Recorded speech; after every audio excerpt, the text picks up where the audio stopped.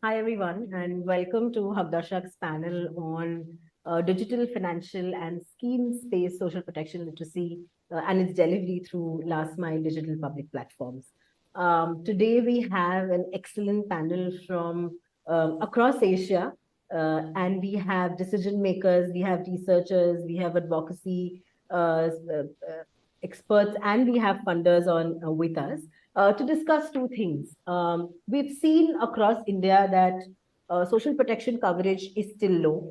And along with social protection, what stuff comes out is that there is a heavy need to focus on digital and financial literacy and skills for people to understand what social protection and social security is.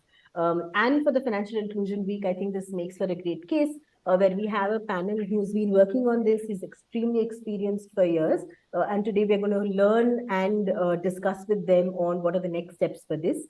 We'll brainstorm today on how do you platformize the approach for learning about digital and financial literacy skills, and how does social protection literacy then also adds as a layer to it. What are some of our realistic goals? What are some of our realistic challenges? Because as an implementation agency, I think Haqdarshak is very citizen focused. We want to actually be a citizen first approach and hence discuss first and then build platforms. And that's why we're here. I would take an opportunity to introduce our panel today. We have today with us Sharon Bhutto, who is our executive director at LEAD at the Kriya University. We have Vandana Bahari, who is the head of skills and livelihood at Girl Capital Children's Investment Fund Foundation. We have Monica Datta, who is heading the DBS Foundation, the Community Impact Chapter based out of Singapore. And then we have Santosh Kumar, who is heading the government engagement for South Asia for MasterCard. Thank you, everyone, and welcome to our panel. And we'll dive right in, and we'll start with you, Sharon. Hagdashak has worked with LEAD for years, and we've seen some exceptional work on research and pilot testing and sort of learning, taking those learnings and then implementing them on the ground. But when you talk about financial and digital literacy levels, especially among women, and you've studied various models for that, what are some of the major sort of gaps and challenges that are glaring out, and what are some of the learnings that this group would sort of benefit from? Over to you, Shad. Okay, thanks a lot. Thanks. A pleasure being part of this discussion, and that's a very loaded question. So I'll just say nuggets of things because I'm sure my panelists will probably take deeper dives on some of it. The topic itself, it's not new. I think it's a question that has been way beyond even digital platforms, and I think looking at content is the first critical thing, whether it's on a platform delivery. What you say and how you say it is critical. I think one of the best we've seen of way of delivery is sort of like this rules of thumb where you look at bite-sized information at the appropriate time. I think you think of what are the critical things, and you have to often think about how the other person will perceive it. The other thing is as well is how what you actually design to teach. For gender in particular, I feel that just the broad-based financial literacy just misses the point. I feel that you need to tackle a women's issue head on. One, for example, I work a lot in the micro enterprise space, and wealth building is a huge issue for women. It prevents them from getting good rates from banks, it prevents them from having a credit history. And in general, women are seen as the conveyors of helping and nurturing the family, which makes them ideal to, as soon as they get money, we say, oh, the women will distribute it. But it also prevents her from accumulating wealth through self. And when you look at studies between men and women in entrepreneurship, and there's a huge gap there. And you only see this in the long term. Like I mentioned, it prevents them to get access to good bank rates, access to loans, etc. So I think an opportunity there to bite-sized training information, in particular almost goal-based, to see what are the critical problems for women and how do you really tackle that within their journey. I would say not everyone is posed to understand how to accumulate wealth, even if it's bite-sized. But I think it's important to understand the life cycle and having appropriate content and mode of training as well, understanding the limitations of time and things like that. Now, the delivery pose is very interesting. I think digital can really put things on fire, but it can also be divisive. So I think it's not just about articulating a training on course and just putting it that online. One thing we've learned from COVID is that just training like in person and just putting that on a platform doesn't work.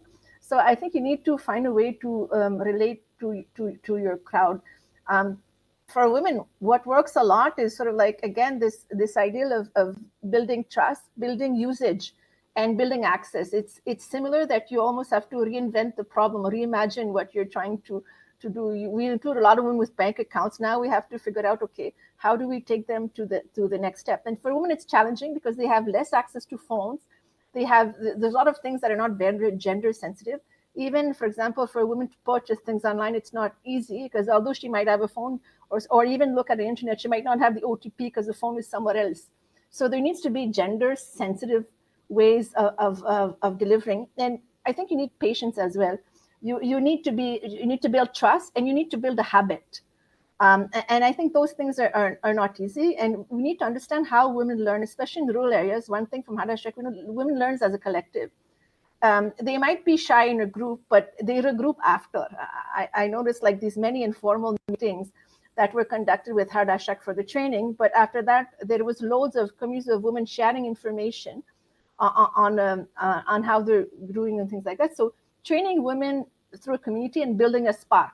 I can give also an example as well, where we had training for women on its very early days, even before UPI, in villages and slums in Jaipur, to see, and women were not catching on right away, but my field staff noticed that they were grouping in some areas, and the ideal of someone understood that you can get coupons through digital.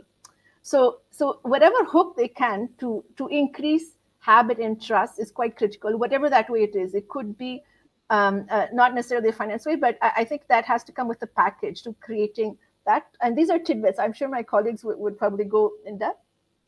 The other thing is again, this ideal of financial training has to do with type of products. There are not enough products or schemes or something like that, or ways of delivery. So I think that's a case where we thought the Hadashak model, reaching out to community, etc., has a lot of these nuggets of success to say, okay, how do you make sure that messages come across? My last point I'll say, and I'll pass it to my colleagues, is this ideal of scalability. So what I've seen a lot in research is people come and ask us, hey, we have this wonderful bullet ideal and let's impact 1 million women. I think scalability doesn't go with the ideal of innovation. It goes with the scale of consistency. I think one of the critical things that I see is if people talk about change champions and things like that, I think you need a consistency champion. Whatever you manage to put, you should build on, not race and learn on. And that's the model where I think I like Hadashak, because they learn a lot from these livelihood models and how do you do best. And that's the excellent way to work with the private sector, where this iteration learning is quite critical, in particular for women who are very heterogeneous group. I'll pause here. If somebody else, I'm pretty sure somebody expand on some of the things or say, oh, you didn't again. So I'm happy to hear my other panelists as well. Thanks so much, Sharon. I think no, great points, and I think some of that which you just said do talk about learnings from the field, especially when it comes to gender, when it comes to actually understanding whether the skills that you're imparting are actually being adopted. And talking of skilling, I would like to move to Vandana.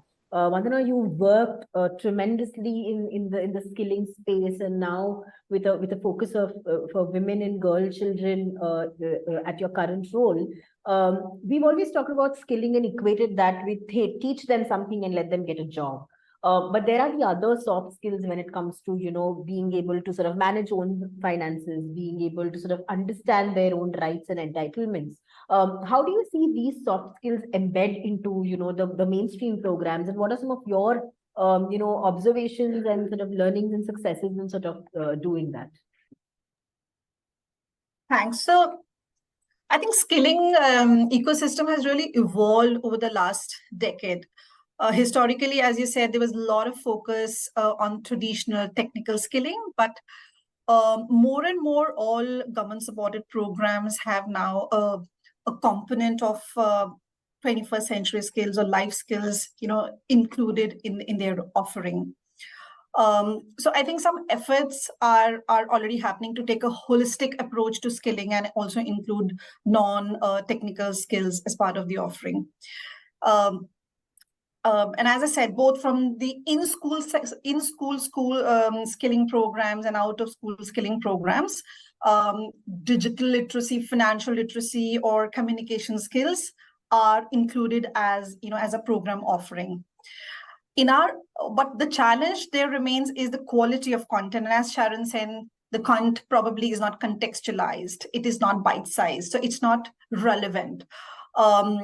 In our experience in Manzil with Government of Rajasthan, where we are working with Department of Education and Rajasthan Skill and Livelihood Development Corporation, we supported both for the in-school and out-of-school program, in addition to technical skilling, a very bite-sized and contextual, curriculum on digital financial employability skills. And what we realize is that a very small but relevant intervention really prepared these girls not only for the interviews or to crack a job, but to really make their life choices around, about should they be continuing a program, should they pick up this job, should they migrate, not migrate, what's the salary at which they should accept. So really building their confidence and agency around some of the life choices. I think the intervention that was given on 21st Century Skills was very relevant. Even in our early learnings in the Skill Impact Bond partnership that we have with NSDC, suggests that in addition to technical, which really helps you match the right role or right sector, but building life skills, digital financial literacy, really helps you to stay in the job, decide how do you want to spend your money, how much do you want to spend on yourself. We have seen that 85% of women who've been impacted in the first few cohorts really have full control over how they want to spend their money.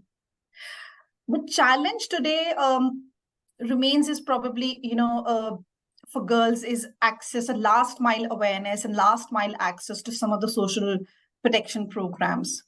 And which is why in partnership with UNICEF now, we are supporting YUVA in creating India's first digital aggregator platform to include skilling, both technical, non-technical, employment, alongside social protection opportunities for women, and building capacity of the common service centers, because literacy alone will not, translate all gains to women.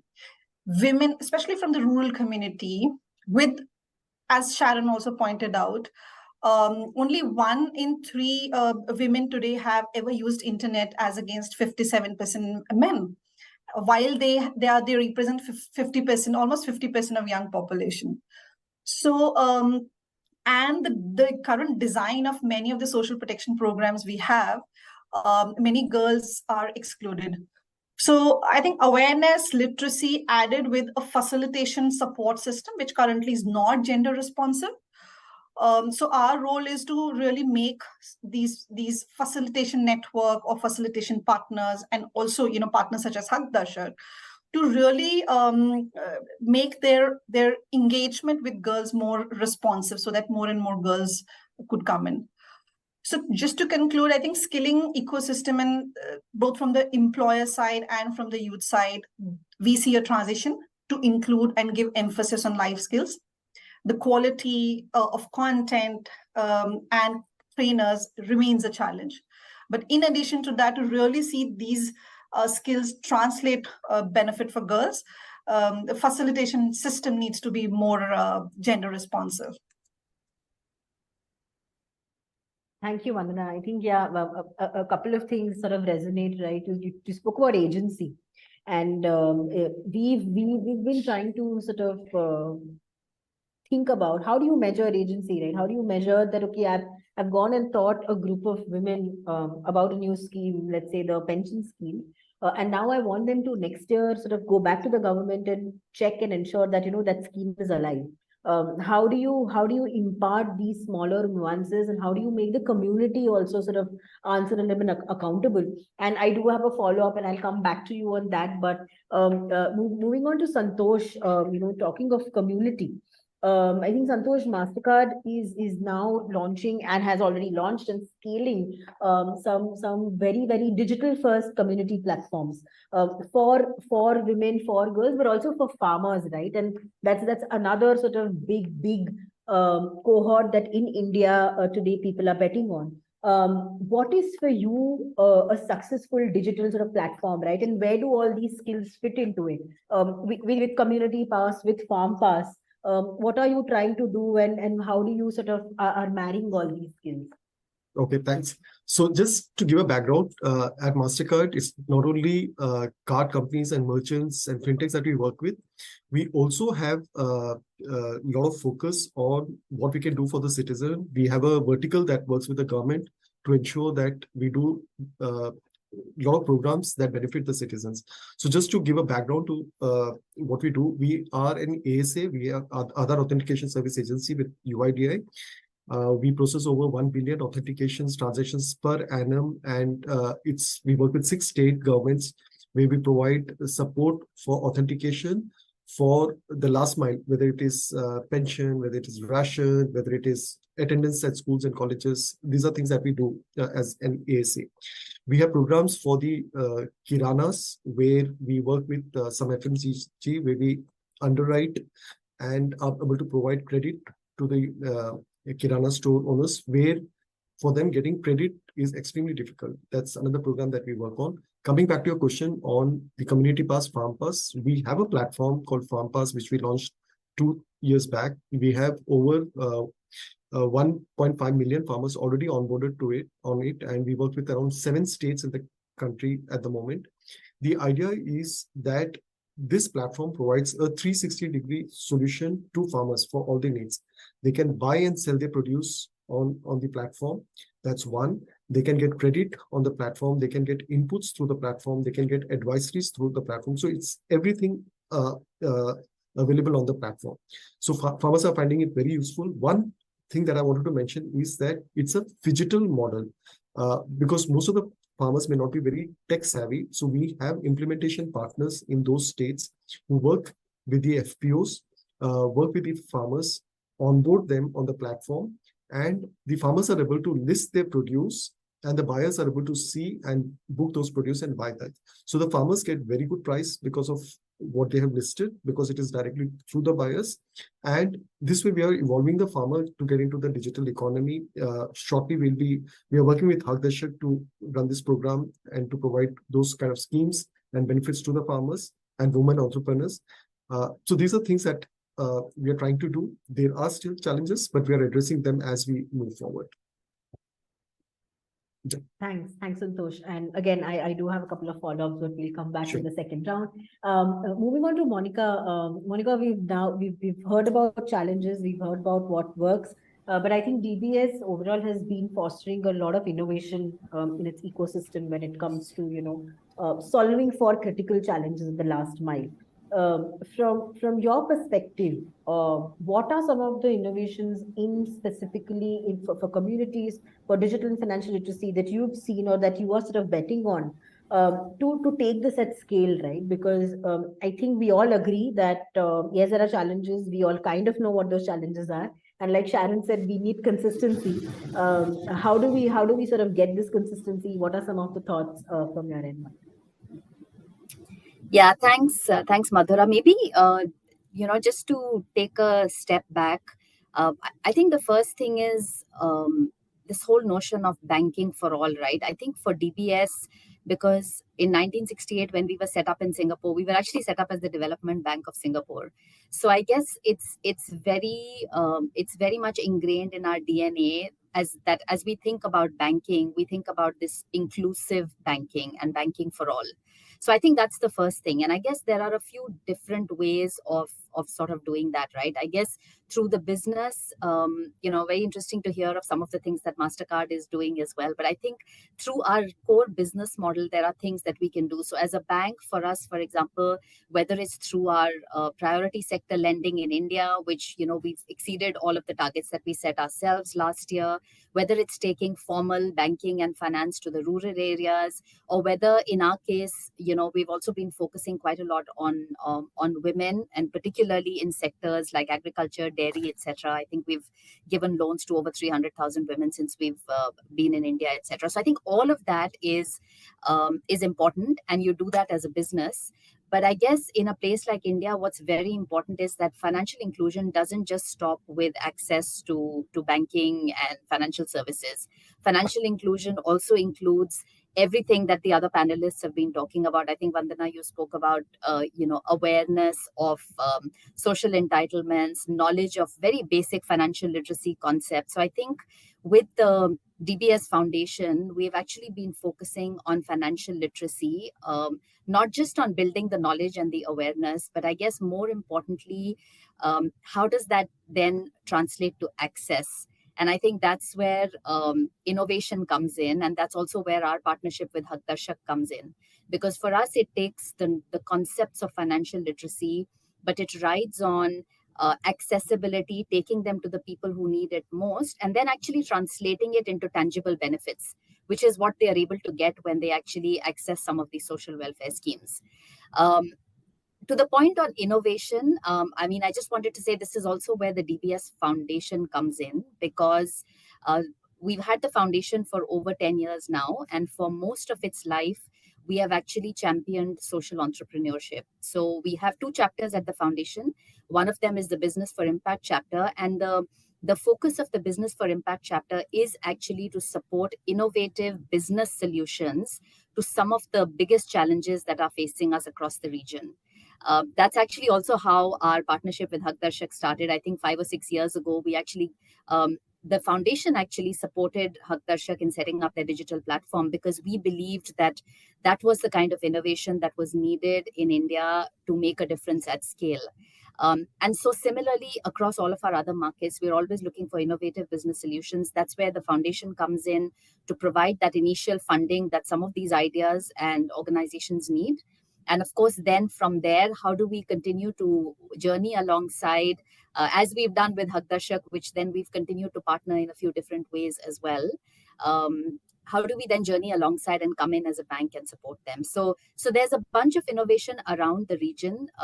For us, financial literacy is one of our focus areas, but we also look at other innovations which could be dealing with other social and environmental issues as well. So that's quite a big focus of the foundation, and something that we, I guess, are continuously more and more focused on, particularly on the community impact chapter, where the focus is, again, Vandana, everything you said resonated a lot with me, because for the community impact chapter, we are particularly focused on driving what we call future ready skills. And we believe some of the underserved segments in our community need skills that are beyond basic skills to really face the future with confidence. And financial literacy is one that we recognize and is a huge focus area for us.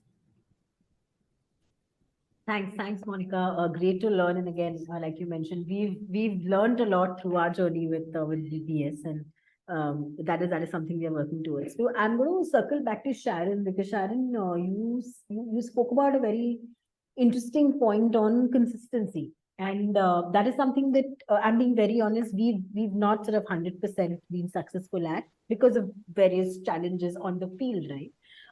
Talking purely from field challenges and talking purely on, when does a particular solution reach that stage of consistency, right? There's a lot of patience required, and there's a lot of patient capital required, both of which today are scarce in the ecosystem. Are there any specific innovations you want to call out today, or specific projects or programs where you saw that this was really the consistency stood out, and maybe all of us and other implementing partners can learn from those examples, if at all? Yeah, that's a hard one. When I talk about consistency, I talk about defragmentation of the approaches. So the consistency has to come from the ecosystem players. So what do we, one of the areas I would think is best is to work through a government program, through the SRLM or technical assistance. And it's hard because you have people at different paces. You have people that want to bring innovation right away, and you hear that word a lot. And the context in India is such as the past and the future is in the same period. So, and the innovation applies to a lot of the idea that this can go there, but you have a lot of other people that are still stuck in a very different speed. You have 2-3 engines working at the same time. And I would say not specific to a project, but specific to a mode of operation. is how do you manage all of these engines at once? I think for me, the biggest lesson in the past 15 years would be to figure out the formula that works for everybody. The future is already here. You have women who are very adept at AI, and the past is still here. There is women who are very far from accessing internet simply by the fact there's no internet available in the village, which makes it a very interesting case study. My sense is that I think on the supply side, there needs to be a much more nuanced or tailored aspect. What can I do with whom, when? And it doesn't mean it's not going to happen. It just means that it might happen at the speed of that famous word, the speed of trust that the people have, and accessibility. Some is just basic human nature. If you're going to have an application that a woman will use once a month, even myself, I forget my own passwords if I have something that I'm not. I got used to myself everything online application because I had multiple use cases and I became familiar and it became a second nature. So the time for women to nurture transforming their lives online when it's not their nature, that we grossly underestimate. And I think it was Bill Gates himself said, people overestimate what you can do in a year, underestimate what you can do in 10 years.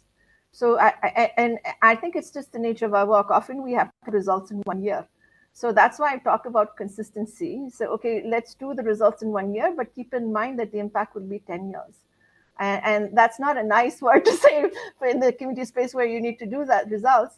But there are certain lot of ways where you can make sure that you nudge. If you have clear pathways to how to work with the past and the future at once in several engines, I think that's more mastering, more than any project. I think it's the lens by which you need to evaluate stuff. So. Great, Sharon. I think you just broke my mind because I was going to come to evaluation next. And I'm going to go to Vandana because, Vandana, you've run large scale programs at scale. One of the challenges that, any implementer, I'm not purely talking from a Haqdarshak perspective today is, how are you all measuring that impact? Everyone has their own lens. Everyone is evaluating in their own fashion. If we want to get in consistency and if we want to get in impact evaluation, right? How can we be consistent in evaluating, and which then takes me to some of the success metrics, which I would love to hear from Santosh and Monica as well as we move ahead. That how do we define a standard success? Is it possible? And how do we define a standardized or a more sort of mainstream evaluation strategy? How do you handle that at SAFE? Or what are some of your learnings in an evaluation perspective? Thanks, Madhur.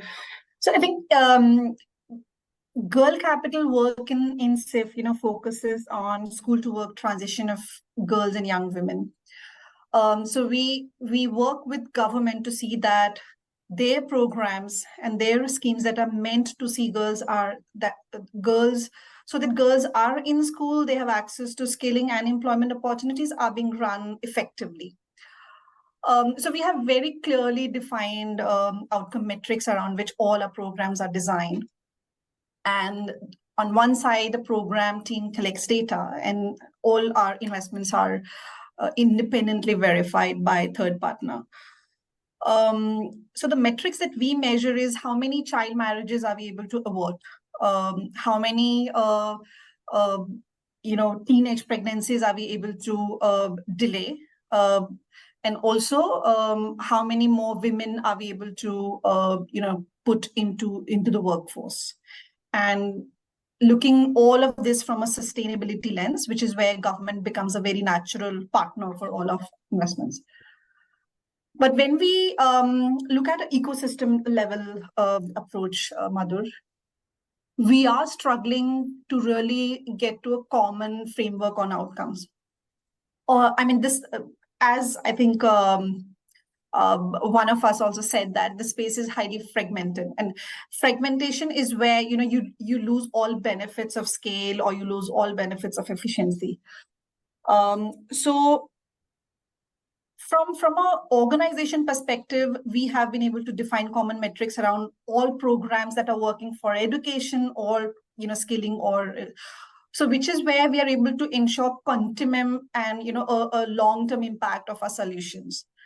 But from an ecosystem, I think there is a need to really voice the concern of of standardizing some outcome framework, outcome metrics, which could then inform some of the designing on ground, which clearly I see that as a challenge, because we all are, we all have our own defined metrics and this thing. Great, thanks, Vandana.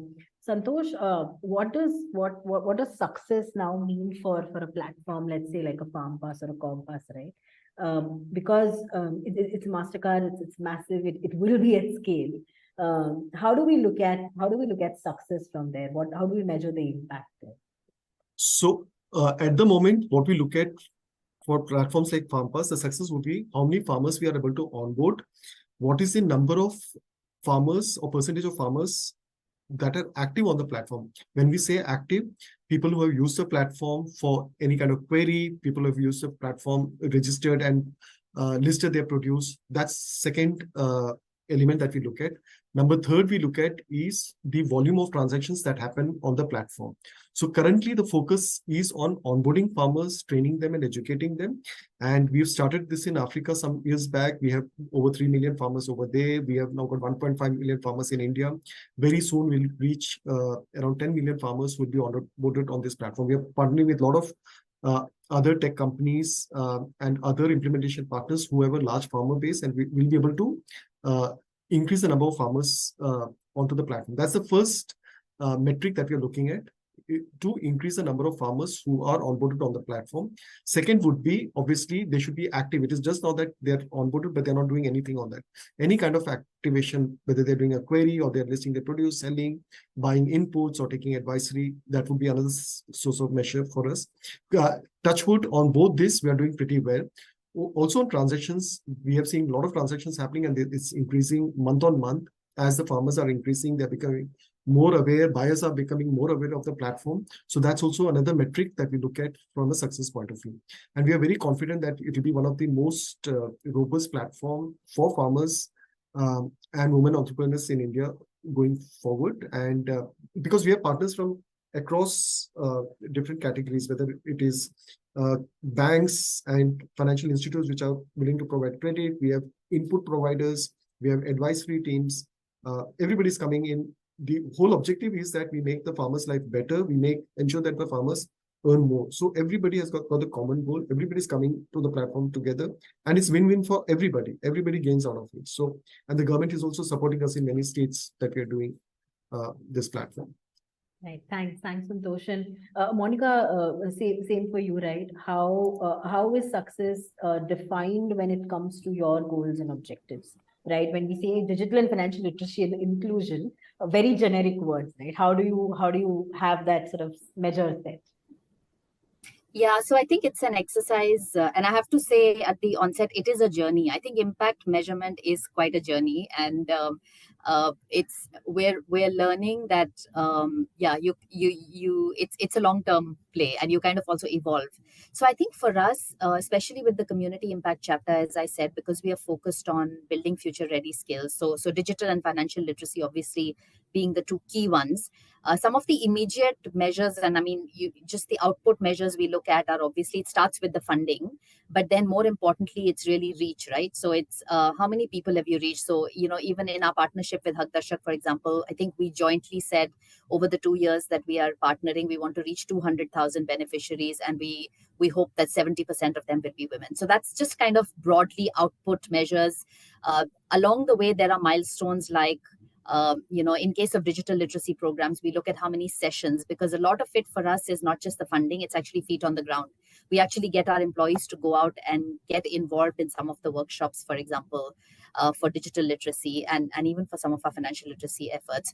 So those are the immediate ones. But I think the more important ones are as you go down the chain, right? So as you go into a longer term, couple of things that we want to measure. The first one is really knowledge and confidence. So again, if you've gone to a digital literacy workshop or whatever, or if you've been through a session, let's say with a Hak Darshak, has it increased your confidence? Have you learned something through that session? Those are the more immediate feedback loops that we would want to see, that hopefully we are giving them the right information that is relevant to them and meaningful to them.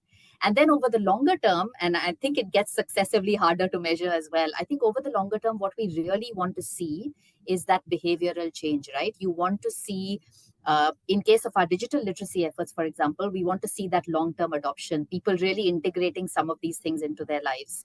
In case of financial literacy, we want to see it translate into an improvement in their financial indicators, for example, right? So especially the partnership with Haqdarshak, it's not just that you maybe gained some conceptual knowledge, but it's really, did you then use that knowledge to either make a banking transaction or to access a social welfare scheme? Did that result in your family being better off over the next X number of years?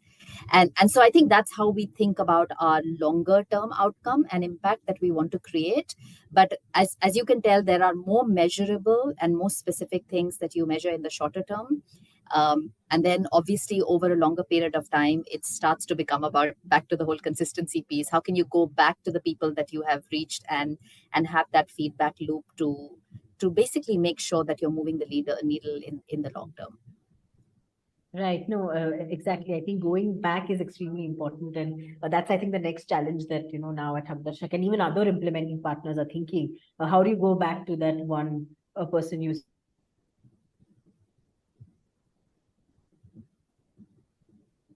is difficult, right? We have just two to three more minutes.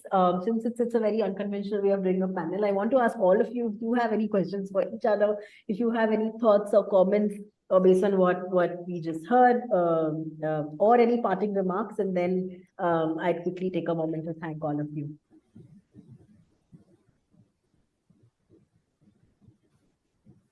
All good. We are good.